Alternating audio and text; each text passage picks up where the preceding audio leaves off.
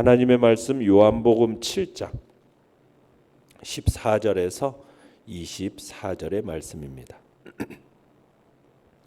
요한복음 7장 14절에서 24절의 말씀 우리 한 목소리로 같이 읽도록 하겠습니다. 요한복음 7장 14절에서 24절입니다. 시작.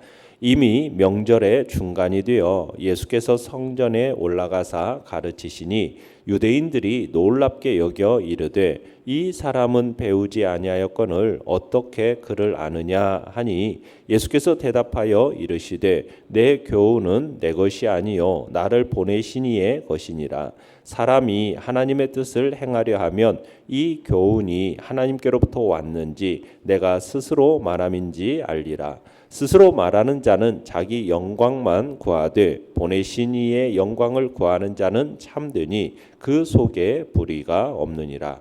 모세가 너희에게 율법을 주지 아니하였느냐? 너희 중에 율법을 지키는 자가 없도다. 너희가 어찌하여 나를 죽이려 하느냐? 무리가 대답하되 당신은 귀신이 들렸도다. 누가 당신을 죽이려 하나이까? 예수께서 대답하여 이르시되 내가 한 가지 일을 행하매 너희가 다 이로 말미암아 이상히 여기는도다. 모세가 너희에게 할례를 행했으니 그러나 할례는 모세에게서 난 것이 아니요 조상들에게서 난 것이라. 그러므로 너희가 안식일에도 사람에게 할례를 행하느니라.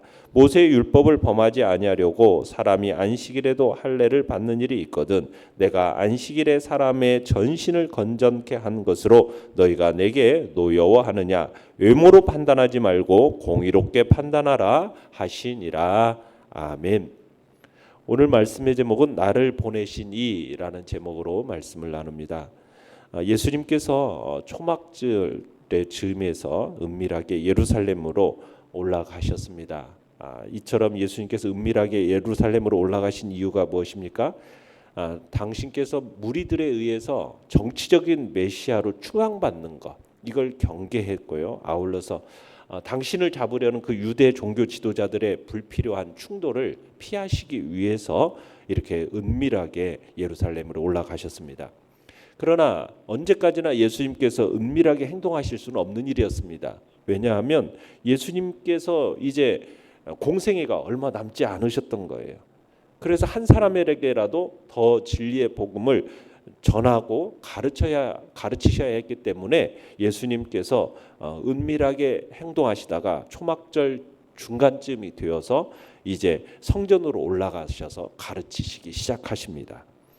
내용관찰문제 1번 예수님께서는 랍비들의 교육을 받으신 적이 없었으며 유대인들도 그 사실을 이미 알고 있었지만 성전에서 가르칠 수 있을 정도로 율법을 잘 알고 계셨습니다.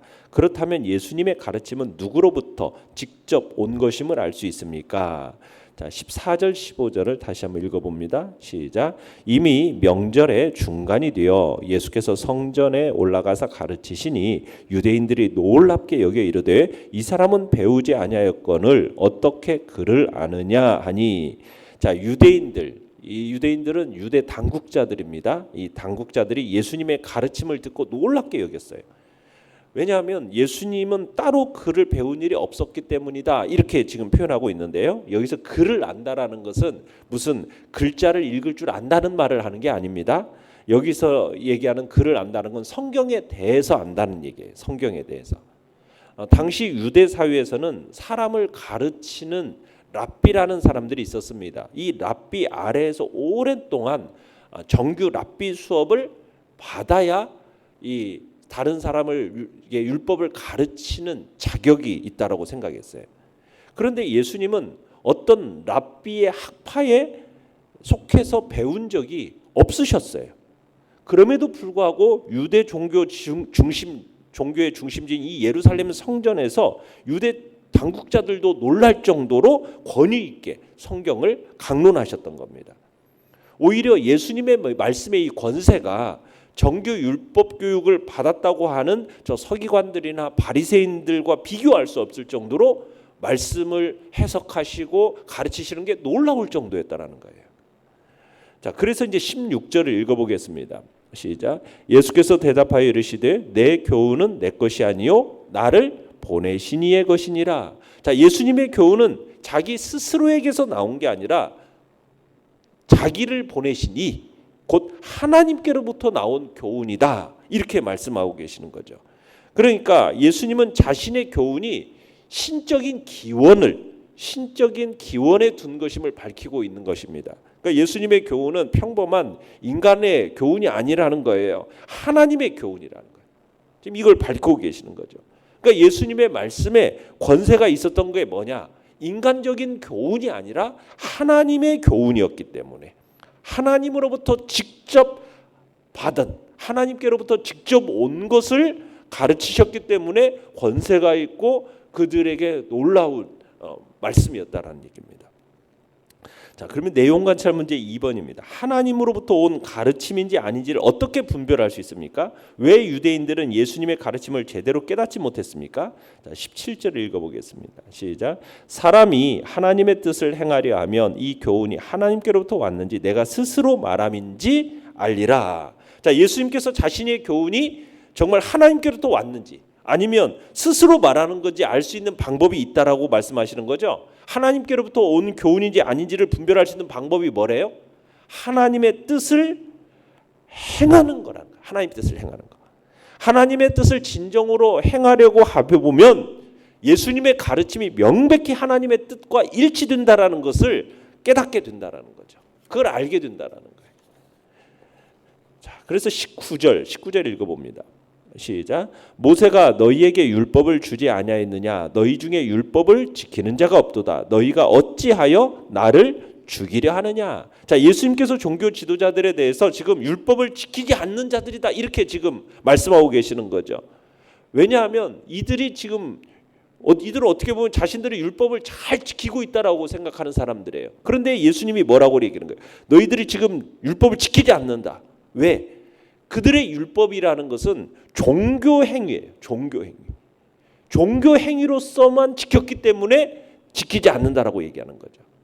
그러니까 이들이 율법의 사소한 규정을 꼬치꼬치 따지면서 지키고 있었지만은 정작 더 중요한 게 뭐예요? 율법의 정신인데 그 율법의 정신은 깡그리 잃어버리고 말았다는 거죠. 버리고 말한 거예요. 오히려 예수님에 대해서 사리를 품고 있다라는 거죠. 어떻게 보면 아이러니컬하게도 율법을 잘 지킨다고 자부하고 있는 사람들이 어떻게 보면 사리를 지킨다는 건 뭡니까?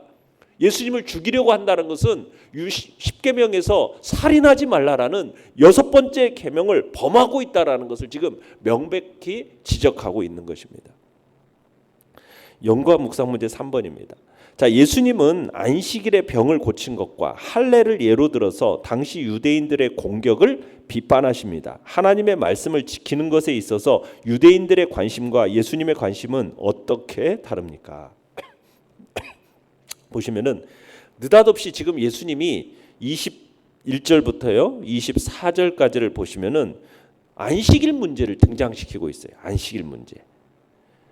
지금 이 상황 전개에 있어서 지금 이 안식일 문제를 등장시키는 이유는 뭐냐면 우리가 5장에서 38년 된 이 병자를 예수님께서 치유하신 사건 있지 않습니까? 그 배경 속에서 지금 이 안식일 얘기를 하고 계시는 거예요. 이제 유대인들은 이 안식일 규례를 굉장히 중시했어요. 그런데 이 중시한 유대인들이 예수님을 적대시하게 된 배경이 있죠. 그게 뭐였습니까? 안식일 논쟁 과정에 있어서 이 미움이 더욱 증폭이 되어졌고 그로 인해서 예수님을 죽이려고까지 하게 된 거거든요. 유대인들이 왜 예수님을 죽이려고 했습니까? 안식일에 병자를 치유했다라는 이유예요. 고쳤다라는 이유예요. 그래서 지금 죽이려고 하는 거예요.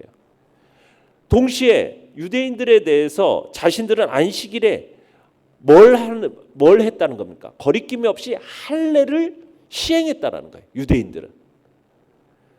유독 사람을 안식일에 고치는 것은 정죄하는데 뭐에 대해서는? 할례를 행하는 것에 대해서는 아무렇지도 않게 생각한다는 거예요.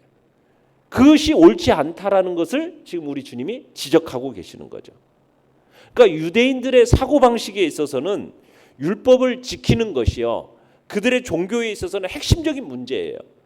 그런데 예수님께서 안식일 날 병자를 고치시니까 지금 이 유대인들은 어떻게 생각하는 거냐? 이 예수라는 사람이 이 안식일, 그들의 종교의 틀을 파괴한다고 생각하면서 위험 인물로 지금 간주하고 미워하게 된 겁니다. 그런데 실상 안식일의 병자를 고치는 것을 금지하는 것은 모세 율법의 내용이 아니에요.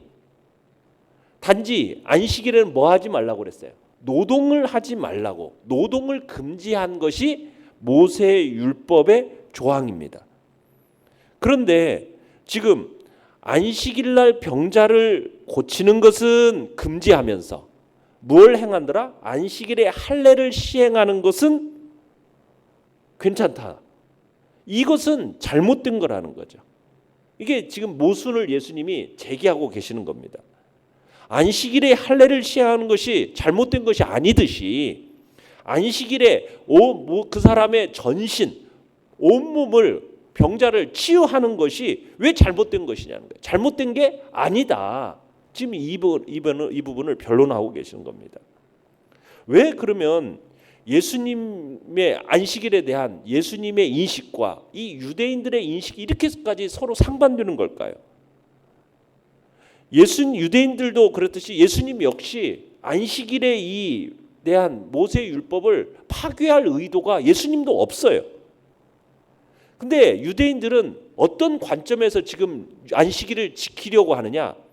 뭘 하지 말아야 한다라는 관점에서만 지금 안식일 규례를 지금 생각하고 있는 거예요. 뭘 하지 말아야 돼. 그런데 예수님은 안식일의 본래의 정신은 뭐예요? 뭘 하지 말아야가 아니라 무엇을 해야 할 것인가라는 시각에서 안식일을 보는 거예요. 그러니까 이 두 관점이 서로 충돌하는 거죠. 그러니까 유대인들은 뭘 하지 말아야 돼. 율법주의적인 시각입니다. 그러나 예수님은 뭐예요? 안식일에 뭘 해야 하는가? 이 두 가지 관점으로 인해서 서로 율법주의적인 시각은 안식일에 뭘 하면 안 된다. 그럼 너 어기지 않아야 된다. 이것에 대한 고민. 그래서 온갖 금지된 조항만을 만들기 시작한 거예요. 그러므로 인해서 안식일의 진정한 그 의미를 이해하지 못한 거죠. 그런데 예수님은 안식이라는 게 왜 존재하게 되었느냐?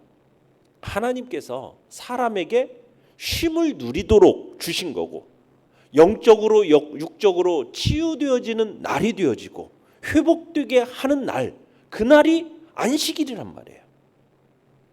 그러니까 예수님은 이 안식일이 바로 그런 본래의 정신을 회복해지기를 원하면서 그것을 말씀하시는 건데, 지금 유대인들은 율법주의적인 시각만을 가지고 뭘 금지해야 되는가, 뭘 하지 말아야 되는가, 이것으로 하니까 서로 충돌되어지면서 예수님을 정죄하고 예수님께서 그 사람을 온전히 치유하신 것에 대해서 정죄하게 되는 거죠. 그러니까 예수님의 관점은 안식일이라는 것은 뭘 하지 말아야 되느냐에 초점을 맞추는 것이 아니라 어떻게 하면 사람을 회복시킬 수 있을 것인가, 여기에 관점을 가지고 안식일을 보고 그것을 위해 일하신 거라는 거죠. 그러니까 우리가 뭘 함에 있어서 그런 마음의 태도로 율법을 봄에 있어서 뭘 부정적으로 뭘 하지 마 이 부분이 아니라, 그러면 적극적으로 능동적으로 뭘 그것을 통해서 해야 할 것인가, 여기에 초점을 맞춰서 율법을 지키는 것이, 그것이 올바른 율법의 정신의 태도임을 우리 주님이 말씀하고 계시는 겁니다. 24절을 보시면은 한번 읽어봅니다. 시작. 외모로 판단하지 말고 공의롭게 판단하라 하시니라. 유대인들이 결국 왜 예수님을 미워하고 죽이려고 했느냐? 다른 각도에서 지금 그 이유를 설명하시는데, 왜 그렇대요? 유대인들은 뭘 보고? 외모를 보고 예수님을 판단했기 때문에 예수님을 미워하고 죽이려 했다라는 거예요. 그러니까 그들이 예수님께서 성전에서 가르치시는 것을 보고, 아니 저 사람은 학위도 없고 자격증도 없는데 지금 백성을 가르치는 것은 월권행위다, 외모로 판단한 거죠. 예수님의 가르침의 내용에 대해서 실제적으로 좀 심도 있게 검토해보고 그 진위를 진지하게 따져보고 이럴 마음을 가진 것이 애초에도 없었다는 거죠. 그저 예수님이 안식일을 어겼다 이런 생각에 사로잡혀가지고 예수님께서 38년 된 병자를 기적적으로 고치신 그 표적의 의의가 뭔지, 의미가 뭔지, 그 나타난 표적을 통해서 보여지는 그 하나님의 뜻을 발견하려고 하는 것이 아니라, 그것을 되짚어 생각해 보려는 것이 아니라, 그저 한마디로 예수님을 외모로 판단하면서 예수님을 어떻게 하는 겁니까? 정죄하고 죽이려고 하는 그런 유대인들의 모습을 보게 되는 겁니다. 결국에는 예수님을 미워하고 죽이려고 한 이유는 결국 뭐예요? 외모로 판단했기 때문에 지금 이런 일이 벌어진 거다. 우리 주님께서 이제 딱 정확하게 그 의미, 그 의도를 말씀하고 계시는 겁니다. 느낀 점 4번입니다. 자신의 영광을 구하는 선생과 하나님의 영광을 구하는 선생의 차이는 무엇입니까? 18절을 읽어보겠습니다. 시작. 스스로 말하는 자는 자기 영광만 구하되 보내신 이의 영광을 구하는 자는 참되니 그 속에 불의가 없느니라. 자, 자신의 영광을 구하는 선생 그리고 하나님의 영광을 구하는 선생의 차이는 자, 스스로 말하느냐 아니면 그 속에 불의가 없이 참된 것을 말하느냐, 이것에 차이점이 있어요. 스스로 말하는 자라는 건 뭐냐면 하나님께 가르침에 기원을 두지 않고 자기 자신의 사상, 자기 자신의 철학, 이것을 가리키는 자가 스스로 말하는 자입니다. 당시 바리새인들과 서기관들이 바로 이런 사람들이었다는 거죠. 이 사람들은 성경을 연구하고 가르친다고는 했지만 다 뭘 가르쳤냐? 사람들의 유전, 자신들이 확립한 어떤 종교적인 체계, 전통, 이런 것만 가르치는 거예요. 랍비 누구누구로부터 가르침에 의하면 하면서 랍비 누구누구라는 사람의 가르침, 사람의 권위에 의존해 가지고 가르친 거예요. 그 가르침을 통해서 자신들의 권위를 세우고 사람들로부터 존경받고자 하고, 이게 바로 자기의 영광만을 구하는 자들의 모습이라는 거죠. 반면에 예수님은 뭐예요? 보내신 이의 영광을 구하는 자예요. 예수님은 하나님이 보내신 자로서 자기 영광이 아니라 누구의 영광을? 오직 자기를 보내신 하나님의 영광만을 구하신 거죠. 그래서 예수님의 가르침은 어떤 사람의 유전, 사람의 전통, 사람에 대한 어떤 학식, 이런 게 대한 게 아니었던 거죠.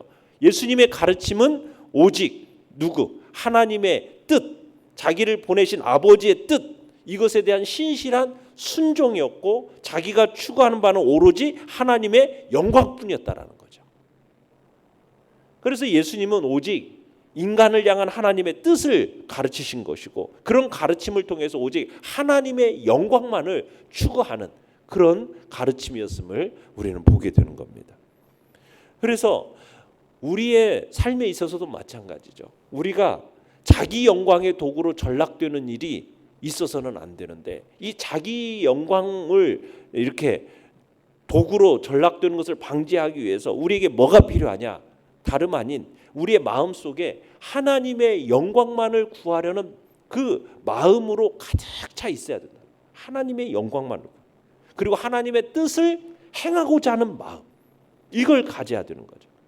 우리가 성경 말씀을 배우고 성경의 말씀을 들어도요, 이게 그저 이성적으로 따지고 이게 이런가 틀린가 맞는가 토론하고, 여기에 있어서 막 성경에 대한 지식은 늘지 모르겠지만 하나님의 말씀으로서의 어떤 성경의 생명력과 풍부함은 체험할 수가 없는 겁니다. 성경은 그저 따지고 변론하는 그런 책이 아니라 뭐 하려는 책이 돼야 돼요? 이 말씀에 순종하려는, 말씀을 내 삶에 적용하고 그 말씀이 나의 삶 속에서 드러나도록 하려는 책이 돼야 된다는 거죠. 근데 유대인들은 그저 자기들의 지식으로만 말씀을 여긴 거지 순종하려는 태도가 없었다라는 거예요. 그래서 우리는 오늘 하나님의 말씀을 듣고 배우는 목적이 뭡니까? 그걸 따르고 순종하려는 자세로 듣고 배워야 된다라는 거죠.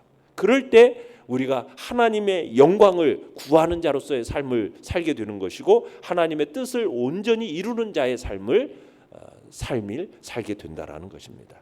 그래서 우리가 하나님의 영광을 구하는 자로서 하나님의 뜻이 무엇일까? 그 뜻이 어떻게 내 삶에 이루어지게 할 것인가? 어떻게 순종의 삶을 살게 할 것인가? 여기에 우리의 초점이 맞춰져야 됨을 주님은 우리에게 말씀하고 계시는 겁니다. 결단과 적용 5번입니다. 참된 지식은 하나님의 뜻을 행함으로 얻어지는 것입니다. 내게는 행하지 않고 미루거나 회피하고 있는 하나님의 가르침은 없습니까? 있다면 오늘 그 일을 실천할 계획을 세우십시오. 오늘의 기도 같이 읽겠습니다. 시작. 말과 지식에 그치는 신앙에 머물지 않게 하시고 하나님의 뜻대로 사는 자가 되게 하소서. 아멘. 말씀을 생각하며 기도하시고요. 연약한 우리 지체들을 위해서 기도해 주시며 또한 상을 당한 가족 위에 하나님의 위로가 있도록 기도해 주시고요. 오늘 수요 예배 후에 또 입관 예배 드리고 또 저녁에 위로 예배 있습니다. 위에서 기도해 주시기 바랍니다. 주여 우리